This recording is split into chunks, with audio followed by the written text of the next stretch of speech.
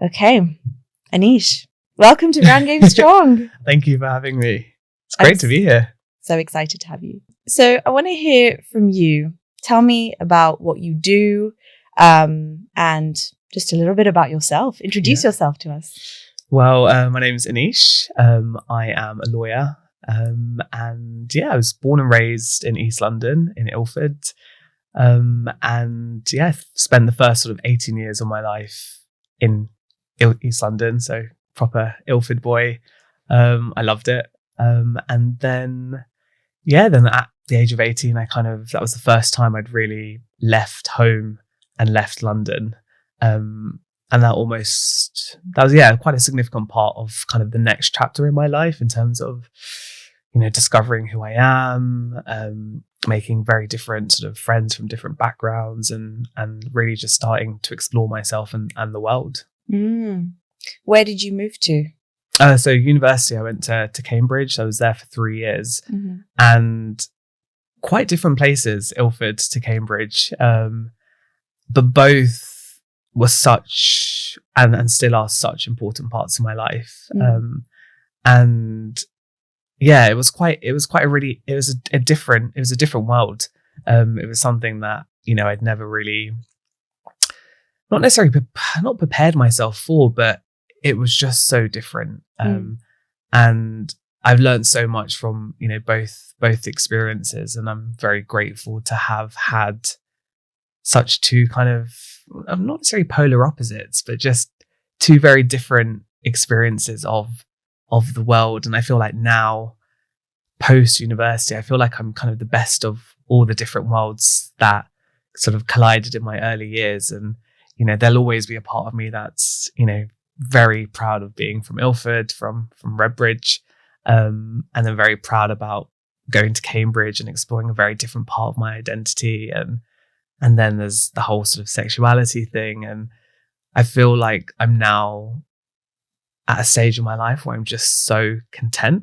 Yeah. Everything's just come together in the last sort of few years. And I'm really happy. Because I think there were definitely stages of my life where there was kind of like an identity, I wouldn't say crisis, but I was just confused about, who I was because of these different, from an outsider perspective, potentially quite different extremities. Yeah.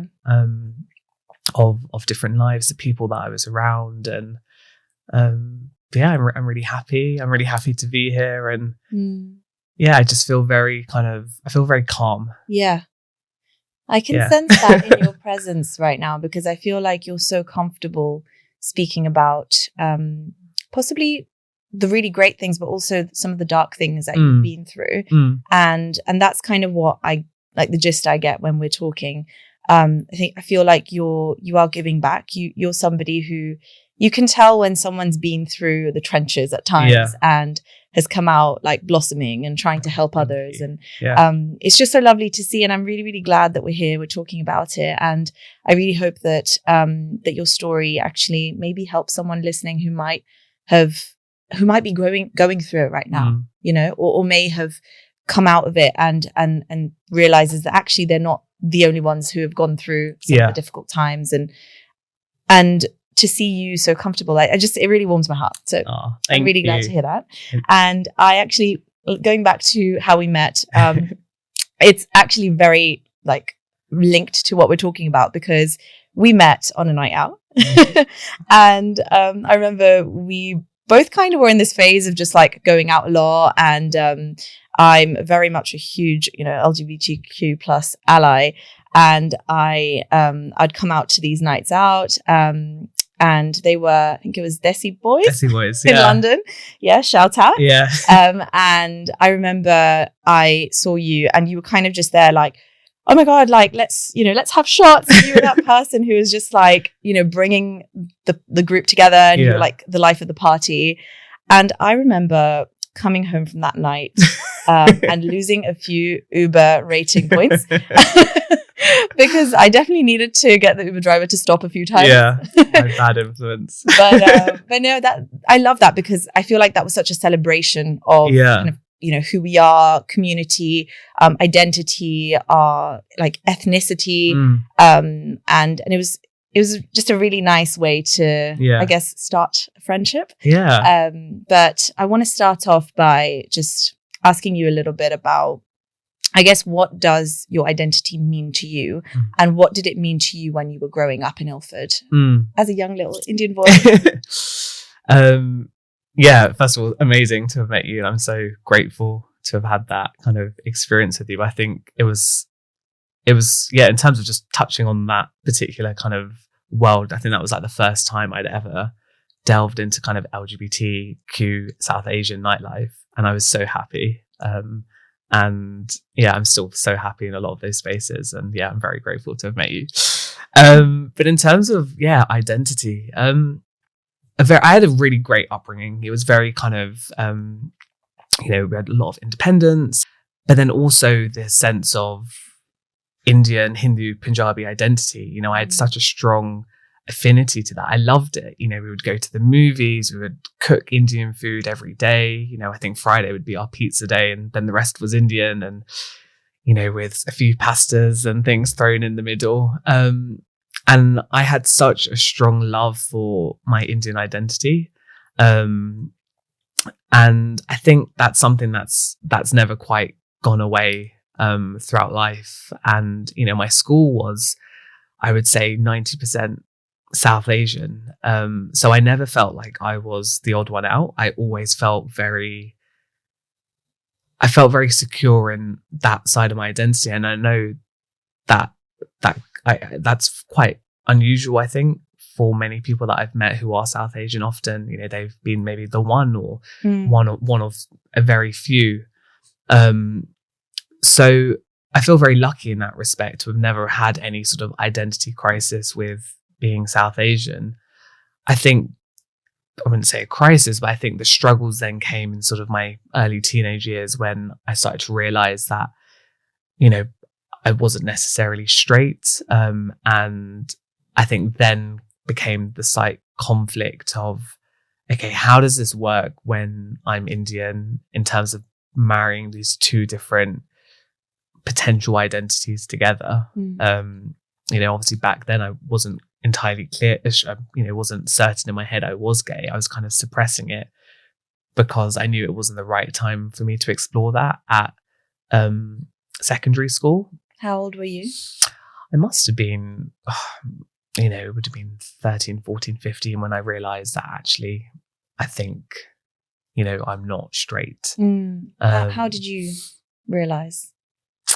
I think, Bollywood definitely had a lot to play in terms of just having those imageries in my head of like the Bollywood actors. And, I was obviously too young to be able to, I didn't sexualize it. That wasn't really something I knew of, but it was enough for me to realize, oh, okay, I think I'm a bit more attracted or happier or more excited to see particular actors in movies. And then over time, I realized, okay, I think this means that I might be gay, but I didn't know because, I didn't feel safe to explore it, especially in my teenage years. I was very focused on, I knew that there would potentially come a time where I would have to confront it, and that possibly life would be quite tricky for me. And I knew that education was what was going to help me get the independence to potentially confront those issues and essentially be more independent and be able to kind of be financially secure if I ever were to come out and something would go wrong. So, I wasn't the best of student from, I always had difficulties with studying, with my attention. And so up until, I would say, like year 9, early part of year 10, I wasn't the brightest student. I would get really poor grades. And, that was fine because I had a sister who was super intelligent, and I felt like maybe she was the one that was meant to be the intelligent one. And it's fine that if I just kind of went along and did my own thing. And then when having this realization of, oh my God, I'm going to have to stand on my 2 feet one day if I was ever to confront this issue. I had no idea how my family would react or the community. I had no idea who was gay in India at that time. And the only way I saw out of that situation was having my financial security. And then what happened was I kept resitting all my modules for my GCSEs. I worked my way up from sort of D's, E's, then I resit them. I think back then you could resit. Then I would get, a C, and then suddenly I was resitting again and I was getting kind of A's and A stars. And then at that point I was like, oh, wow, okay, I can actually do it. And potentially this kind of route in towards education may be the one thing that actually helps and saves me. And it did, because, 2 weeks after I started my first job, I came out because I felt safe, and I'd worked my whole life up to that point to be able to stand on my 2 feet. And if anything went wrong, I would be okay because I had my own money. And that's kind of what I tell a lot of people sorry, I don't know why I'm getting a bit emotional, but it kind of just felt so full circle. And I tell a lot of people, who are often they have a yearning to come out, and which is amazing. But I always just say, look, are you going to be okay on your own 2 feet? Will you be able to manage? And do you have support groups or community groups that will be there to kind of help pick you up? Because, whatever background you come from, if there's a kind of a shock to the family that may be unexpected, whether it's, marrying someone that, different color or different religion, whoever you are, I think just having that financial security can be just so helpful, and also emotional support, etc. Yeah. So yeah, sorry, I don't know if that answers your question. I kind of got on a bit of a tangent. But I wanted to ask you, do you think that people who are, in this space, who may be struggling to come out because they're afraid of the consequences and being accepted, do they tend to overcompensate the way that you did in other areas of their life? Because they feel like, if I can't have this, then let me just secure myself in other areas where I have control. Do they try and regain control in that way? I'm not sure, perhaps in terms of just kind of investing energy into something else as a way to kind of potentially temporarily avoid kind of dealing with an issue. That was certainly for me, I very much suppressed one aspect, and I was, I'm quite lucky in that I can kind of compartmentalize certain issues in my brain and be like, okay, I can't deal with this now, but it's there, and I'll deal with it when I feel mentally strong and able to do so. And luckily, I guess for me, my attention and energy went into education. Yeah. But I can see that was, I was very lucky to be able to kind of put it in that way. But, there are always so many different ways you can put your attention and energy, some good, some bad. And I'm just, grateful that I made that decision at that point to kind of focus on something positive. Because I can see that, someone in that situation could turn to like alcohol or to drugs, etc. In order to kind of get a sense of security and escapism. But I'd never touched alcohol until I was 18. So luckily I didn't have that. And I didn't even know what drugs were. I think when I was up to 18, I lived in such a small bubble. Yeah. And so then, I just kind of forced myself to study, and then next thing I knew, I was at Cambridge, and I was like, whoa, this is so surreal. And then kind of led on to a whole new exploration of identity and just different people from different walks of life. We're going to come on to Cambridge, but you mentioned a while back that Bollywood helped you. I want to know, who were your favorite Bollywood actors growing up? Probably Hrithik Roshan. Same. Yep. I think I became aware of my sexuality too through Hrithik Roshan. Yeah, and probably John Abraham in Dostana. Yep. Because I remember that specific scene in Dostana when I think he was coming out of the swimming, the sea, and I was just and I was quite young. I remember this, and I was just so like, whoa, Who is this body? Like, and why am I so excited by it? And I'm sure many people in that cinema room also felt the same. Yeah.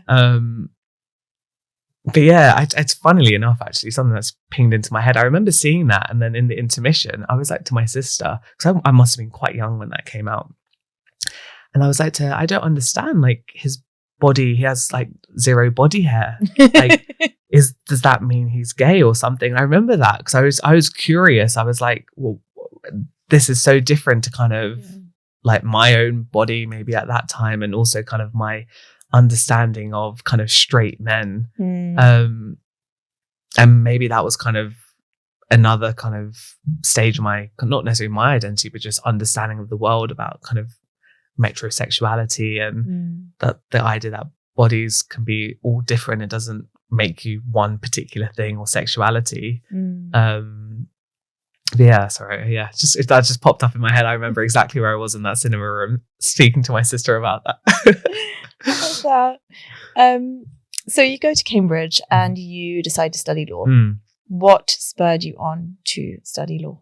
I think law for me was, I think at the time it was a means to an end. You know, I knew, I was still very much aware that I needed to get a good job, something that would kind of help me financially just in case anything happened when I came out. So that was pretty much my guiding philosophy in terms of kind of subject and career.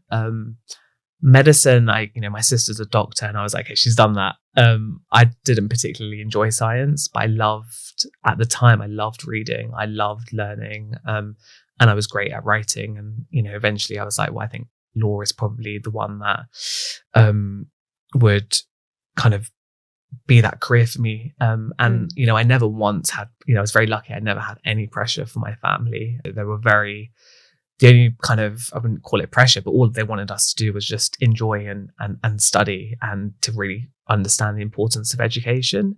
But in terms of our career choices, that always came from, me, myself, and then my sister. She, chose to do medicine. Whereas now I think, I'm so glad I kind of picked a legal career. I love it. I'm an employment lawyer. And so every day I'm working kind of on very tangible human issues, kind of within the workplace. And, I think there is a stereotype of, it's, I don't know, Indians being kind of in, doctors, lawyers, etc. But, I don't think there's anything wrong with that.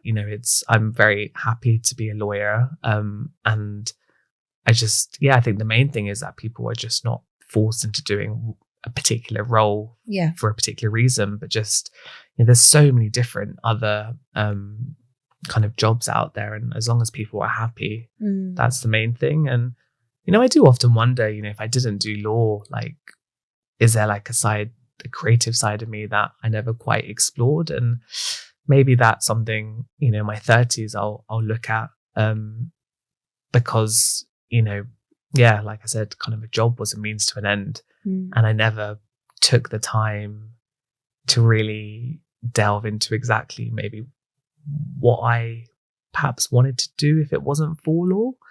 I graduated from university straight into my LPC, my legal training year. Then I did my 2-year training contract, and then 5 years later, here I am. So it was very much, I did everything by the book. So maybe, there will be a time where I kind of take a bit of a pause back and be like, what did you really want to do if it wasn't a means to an end? But I'm really happy. And I kind of love what I do, and the people around me. It's a very kind of safe and inclusive space. I was going to ask you about that, actually, because obviously you're a lawyer, you're openly gay, you're Indian, and you work in a city. What is that kind of community space like for you? Are there lots of people who are kind of in a similar demographic to you in this workplace? Do you feel like you stick out? No, not at all. I've, I think the legal industry, as I understand from hearing from lots of people, has changed quite significantly. And I've only experienced nothing but love and support. And it's a very inclusive space, you know, in terms of gender, you know, especially my law firm. But yeah, I've always felt very kind of treated as an equal. And I don't think I've ever, you know, there was one law firm where I kind of went back into the closet, but that wasn't for a particular kind of reason. It was just because it was very small, and I just felt I didn't feel safe enough. And that's something I need to kind of go back and just really delve into and understand. But no one ever said anything. I think it was just, it wasn't the right time for me at that particular moment. And that was 1 year. But yeah, I've never had any kind of criticisms or, and I have great conversations with kind of lawyers about race, sexuality. I find the race aspect more interesting because a lot of the time I think, you know, sexual orientation, you know, is slightly more hidden sometimes. So it's not something that someone can necessarily see immediately. Whereas race, I'm very conscious of, you know, if I step into a room, which very rarely happens. I would say perhaps a couple of years ago, maybe at more like networking events, you know, I'd be very aware that, oh, okay, I kind of feel a bit exposed here. So I'm kind of the only, you know, Indian person or person, you know, but now I kind of feel pretty settled and, really happy. Good. I've never heard of anybody going back in the closet. Yeah, it was just for 1 year, essentially just basically not talking about my private personal life or kind of, and it does happen. It does happen, you know, to people out in the workplace, you know, they for whatever reason feel like it's not the right moment, which is totally fine. But I think I came to the conclusion that I wasn't happy, kind of not, especially when I come out, and it took a long time for me to get to a place where I was really happy with myself. And then especially where I trained at, that was so inclusive and very kind of, very protective of me. And then this 1 year where I spent, you know, and that was for it was no one's fault. It was just, I didn't feel comfortable. Whereas I feel like now, like the 29-year-old Anish, if I went back there with kind of the confidence that I've gradually developed over the years, you know, I think I would probably have been my normal self. I think it was just perhaps, you know, a product of the time, what I was going through, and maybe just, you know, a lack of confidence. And and I think that's kind of informed me going forward in terms of workplaces. And, you know, I say this to lots of people, you know, it's a two-way interview, you know, as much as they, you know, want you, do you need them? You know, are they ticking the right boxes for you in terms of, you know, senior leadership? You know, how many are them are women, or how many are them are, you know, non-white? And I think those are really important questions that I will certainly, going forward in my career, like really ensure that I get the answers to, because I never want to have that experience again. Because it can be quite a lonely place, I think. We spend so much time at work. And we want to be somewhere where we're kind of protected and feel safe, and, you know, we can kind of share. You know, I went to the park last weekend with my boyfriend rather than partner. I do think it's a bit of a millennial thing as well, because we've still sort of, we're that generation that's still held back a little bit, or still kind of tried to please, or, you know, tried to put ourselves out there in a way where we're there to serve. I think what I've noticed, I don't know, maybe it's my own experience, I might be completely off here, but I've noticed with Gen Z, they're very outspoken. They're very like, no, are you good enough for me, you know? And sometimes I feel like when we're doing these sort of podcasts or conversations, I feel like they relate more to us because the younger generation sometimes are just so confident that, you know, I have, now that I'm sort of like management level in my company, and I see sort of the younger lot coming in, they're very much like, yeah, but what are you doing to fix this problem? Or like, are you good enough for me? Or I'm going to leave, you know? And I think it's so great. It's refreshing, and it's how I aspire to be more as well. BBC. So you did a documentary recently, My Hindu Coming Out Story. Yeah. How did that come about? And tell me how you came out to your mum. So this is the last question. I came out when I must have been about 21, 22. And yeah, I just took her to a park. I think it was Lee Valley Park. And we had an ice cream. And then, yeah, then kind of after a few minutes of me rambling, I told her. And then that led on, that kind of commenced the start of our journey. How did she react?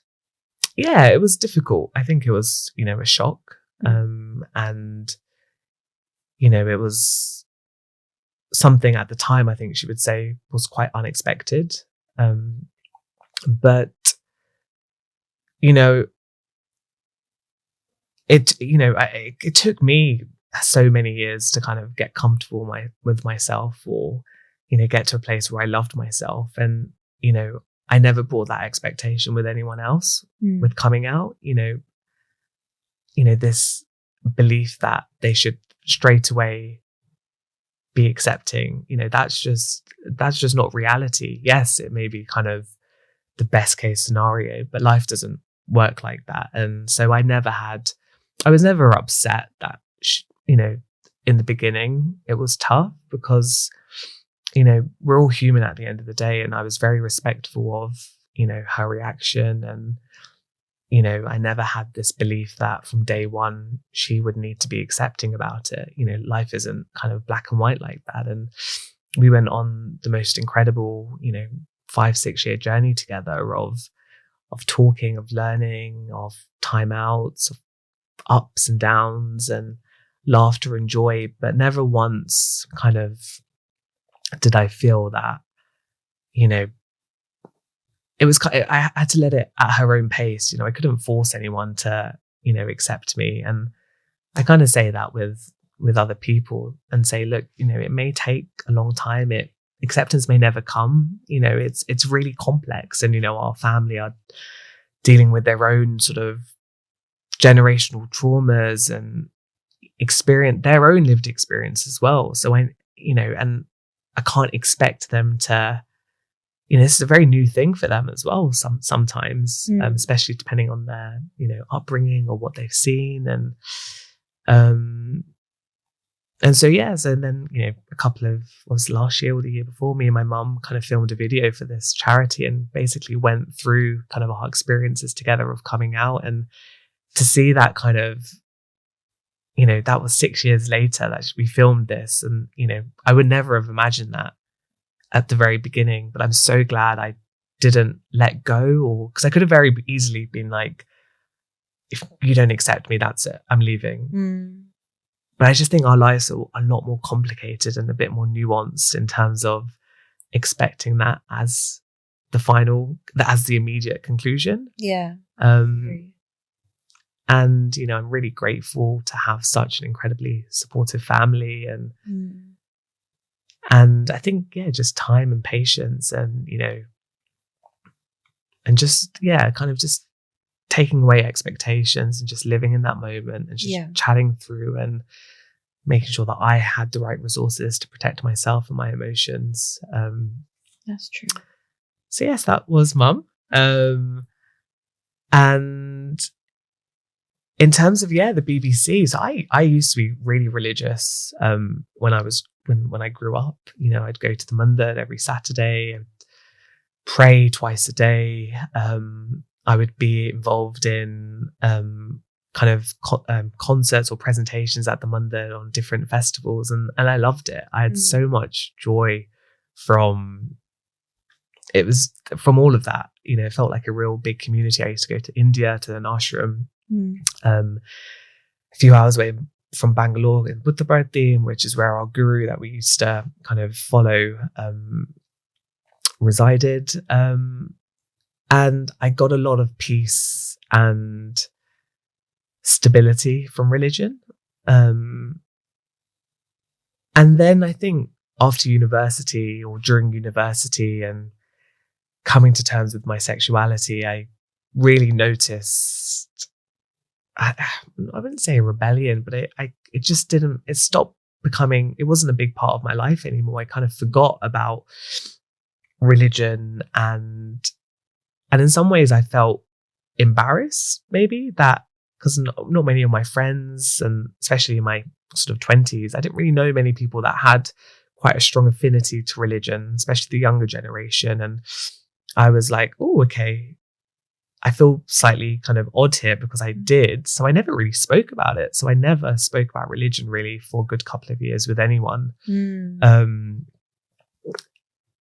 And then I think kind of in my 20s and late 20s, there was just something missing in me. And I didn't know what it was. There was like a void. I felt something was incomplete. I'd managed to kind of resolve so many different parts of my identity, sexuality, race, or not resolve, but just understand and explore.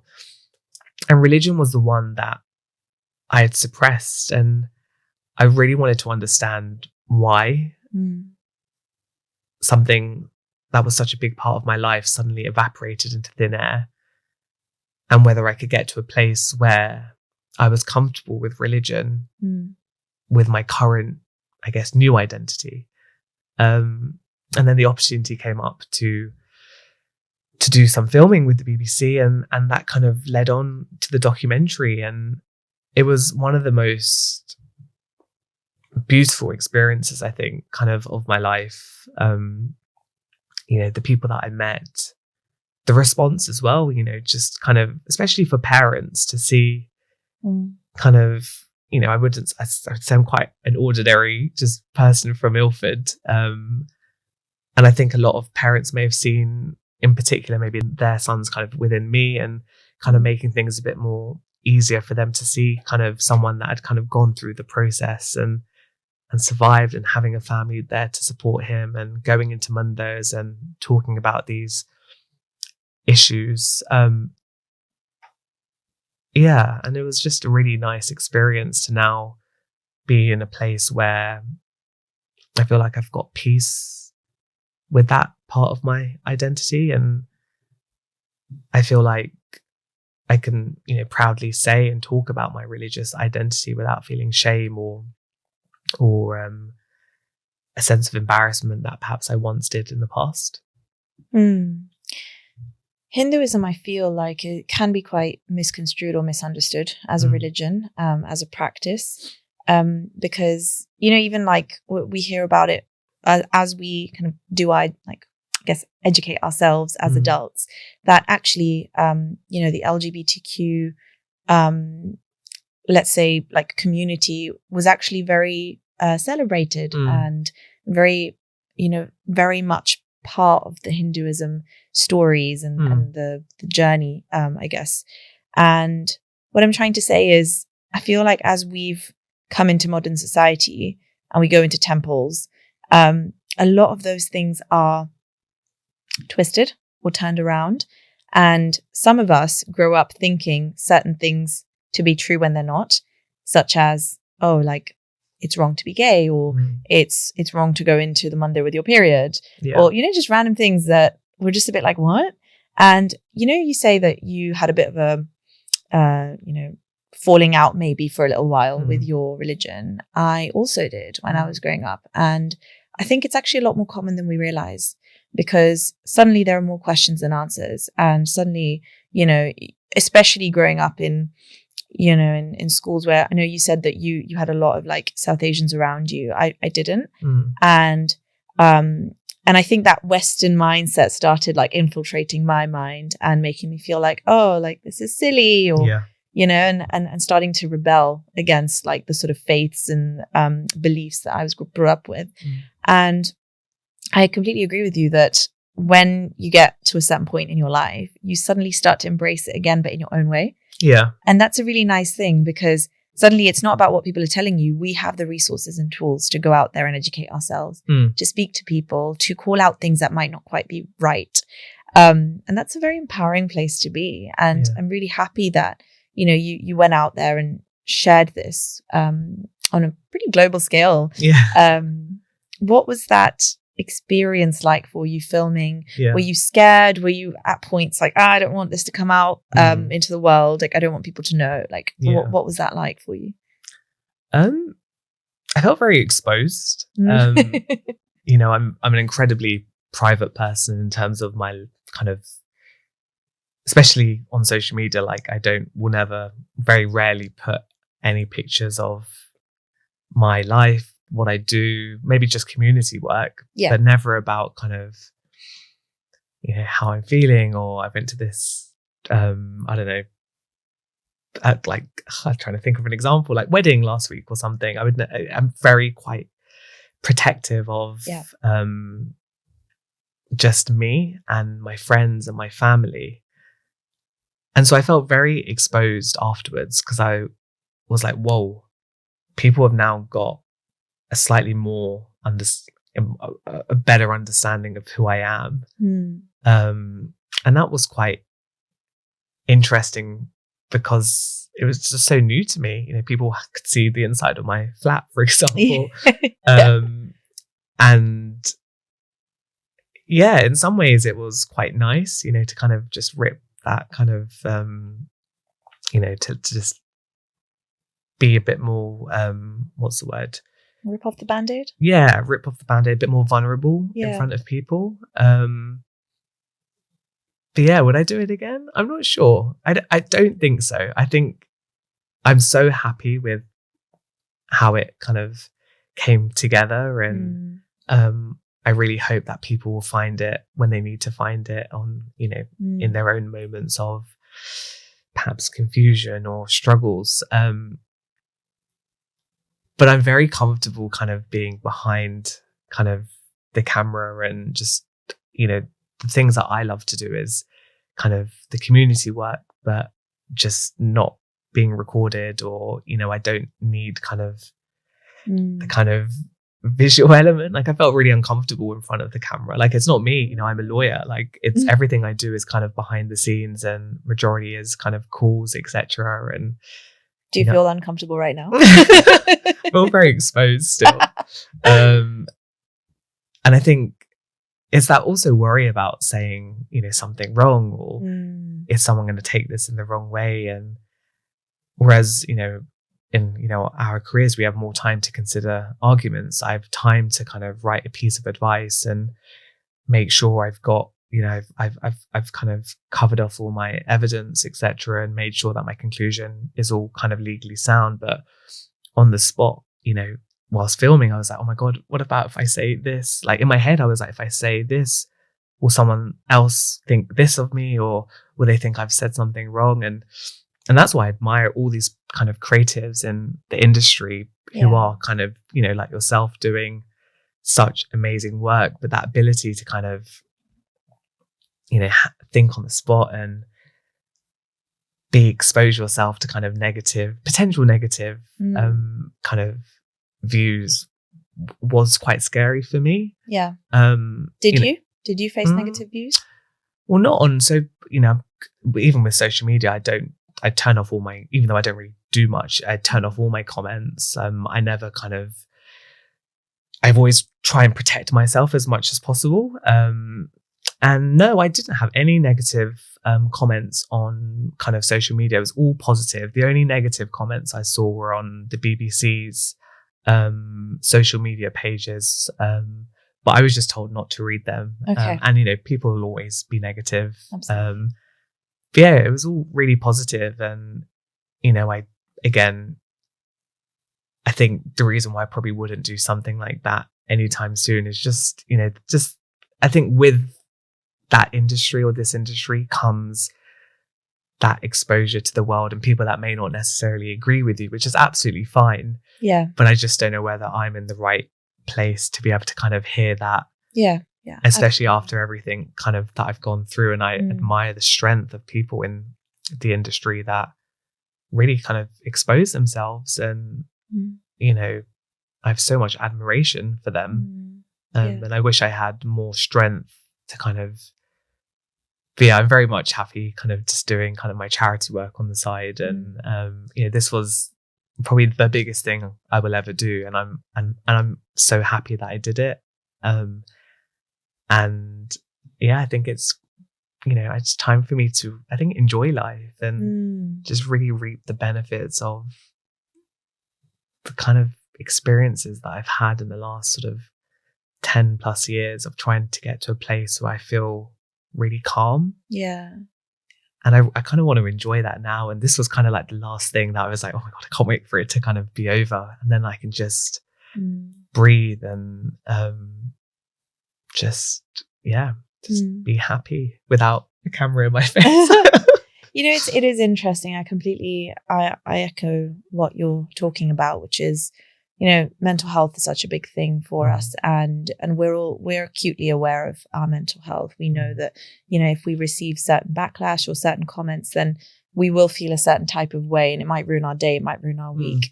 I think what we're often not aware of is the masses of people that listen and think, they take some nugget away, or they think, oh my gosh, like, I'm so glad that I watched that today because it makes me feel so much better. Or, it makes me want to talk to my family about what I'm going through.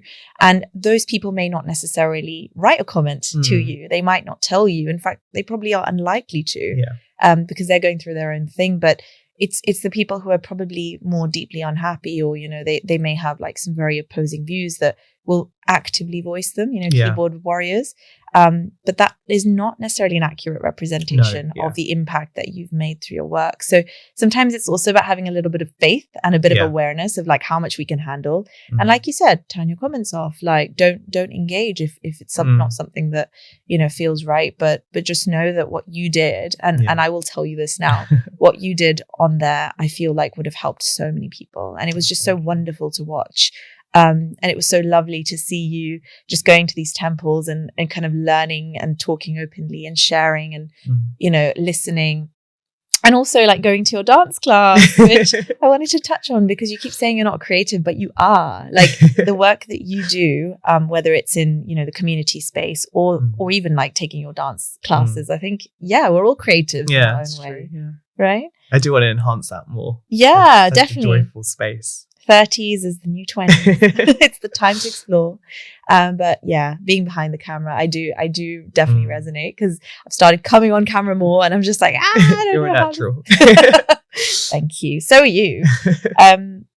So you talked about how you might not want to sort of, I guess, do this for a while because it's kind of done, you want to move on to other things and enjoy your life experiences. But you also do a lot of work in the community. And I want to ask you a little bit about what your aspirations are over the next maybe decade for yourself, personally, but also in the community space. And what difference do you want to make? Big question. Like I've been so lucky to have such an incredible community around me in terms of just role models and support. And I think,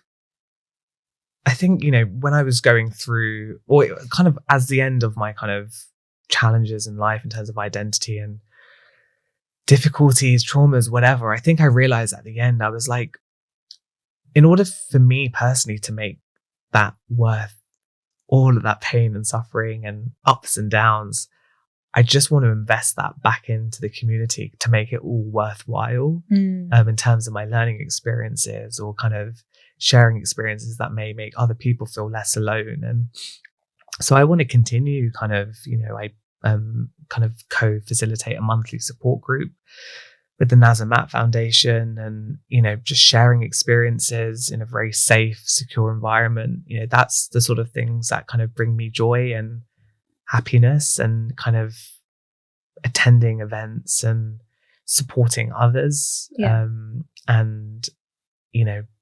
providing, if someone needs to talk, for example, to my mum, if their parents are struggling, my mum is now doing that to other parents, which is amazing. Wow. Yeah. And so it's kind of like all those kind of behind the scenes things I kind of want to focus more on and continue to support, the incredible people in our community, all different ages, community groups, but perhaps from a bit more behind the scenes. And then personally, I think, just, I kind of touched upon it, I think probably in the documentary. And, I was brought up very, with that, I think many of us with that idea of, marriage and children. And whether that comes from culture or just, wherever it comes from, but it was always something that I really loved. And I felt that, wow, I really want that. And there's people that, don't want that, and that's absolutely fine. And there's nothing wrong with that.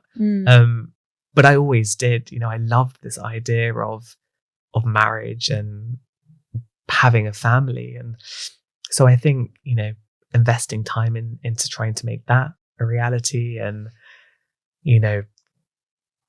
so I think so probably continuing with the community work, maybe behind the camera, and just really enjoying and being excited about the next chapter of life. And, I would love to have kids. I think kids is something, from such an early age. I always wanted to kind of bring life in this family. And, when I was younger, as a teenager, I had no idea how that would happen. Yeah. I think in my early teenage years, I was like, okay, well, I'm going to have to marry a woman then. And obviously then going through my whole identity kind of exploration. And now, obviously having kids is a lot more achievable, I think, for people like me, whether that's, through surrogacy or adoption or fostering. There's so many different options, and it makes me really excited to know that hopefully one day that will be a reality for me. So maybe some baby Anishas in the next couple of years. I think you'll make a great dad, Anish. Oh, thank you. If there is a young person listening who may be going through right now what you went through 10, 20 years ago, what would you say to them right now? Ooh, you're not alone. There's a massive army there to help you and to support you when the time is right for you. It may take some time finding that army, and it may be a bumpy road, but there is an army there, and they will love you and support you. Take it slowly with family. Our parents, they've had some of them have had a complicated and difficult past as well. And it may not be easy for them at first to accept things, and they may say things that you don't like or are quite mean. It will be fine. Just give it time, give it space. It may take years, it may take months, it may never happen, but just as long as you love yourself and you have that emotional support from other areas, it will be okay. And you're always loved. There will always be someone to love you, but you need to love yourself as well, and that could take time. It took me many years to get to that place. But it'll be okay. That's probably my advice. Thank you for sharing that. And as someone who very notoriously still doesn't fully love herself, I also think that's okay.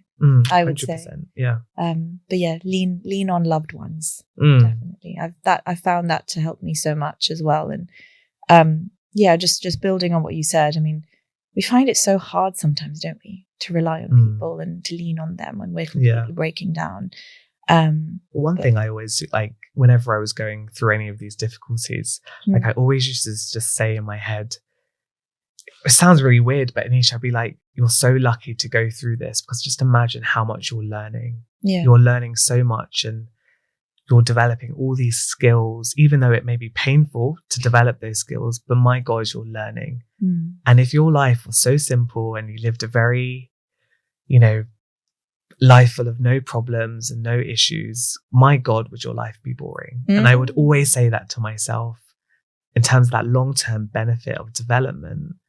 And I feel so lucky now to have gone through what I've gone through, because I've got a community. I've learned tons about myself, the way my body operates, the way my mind operates, developing skills of like resilience and bravery and so much more. And so, whenever I see people in the community, I'm like, it will be it will be okay, but just enhance the skills that you're developing. You know, even though at the time it may feel like horrible, in a few years' time, you will look back and be like, wow, I survived that. And that's such a powerful thing to be able to take on in, you know, future lives, to your children. And yeah, that's my little nugget. Thank you so much for sharing today. Last question for you, Anish. What do you have strong game in? What do I have strong game in?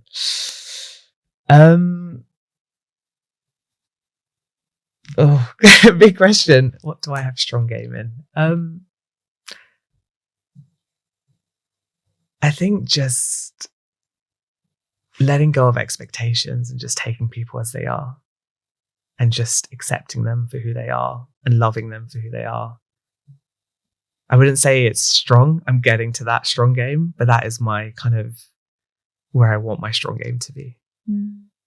Love that. Unconditional love. Oh. Thank you so much for coming on today. Thank you for having me. It was amazing, just wonderful. You're so eloquent and articulate. And I feel like the people, me included, that have you in our lives, we're very lucky to have you. Everything you stand for, it's wonderful. Don't let anyone tell you otherwise, I would say. And yeah, I just really hope that anyone who heard this conversation maybe takes some sort of solace out of it. I definitely did. I feel like I've learned and felt inspired. And I just wish you all the best for all the community work you're doing, all the good things you're doing, all the young people and older people you're helping as well. Because I know there's a lot of kind of more sort of an older community as well who is embracing their sort of identity and sexuality. And it's really wonderful to see. And really just power to all of us. And hope everyone gets to a point where we all sort of learn to love ourselves more.